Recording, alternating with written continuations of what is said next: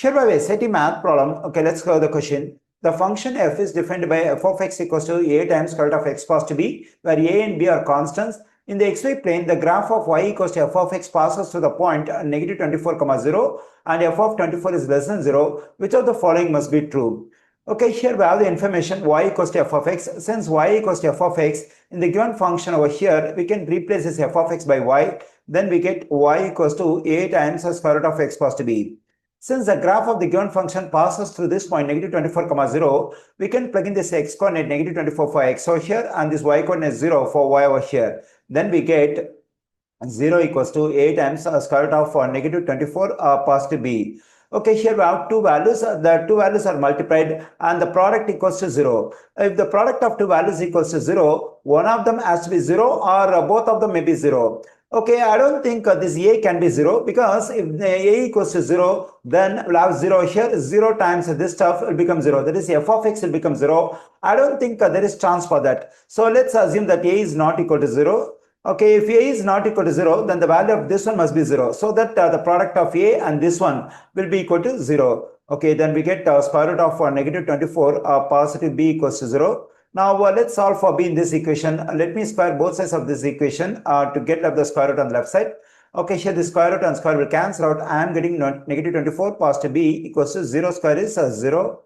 Now let's add 24 to both sides of this equation. Then we get here negative 24 positive 24 will cancel out. We get b on the left side. On the right side we get 24.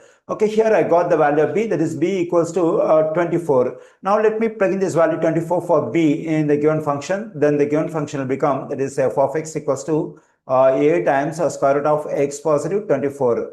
Okay, there is an information over here, that is f of 24 is less than 0. Let me write over here.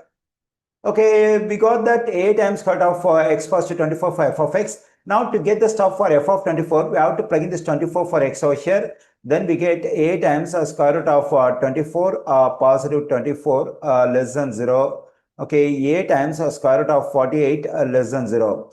Okay, here the product of a and square root of 48 is less than 0. Whenever the product of two values is less than 0, that is negative, one of these two values must be positive and the other value has to be negative. So that when we multiply positive and negative, it will be negative, that is less than 0.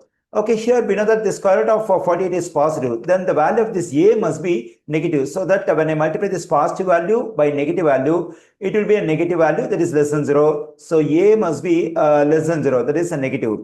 Already we got the value of b, that is 24. It's a positive value. So a is negative and b is positive. Always a negative value is less than a positive value, that is a is less than b. We find this stuff in answer choice D. So in the given answer choices, a less than b in answer choice D must be true. The correct answer choice for this question is D.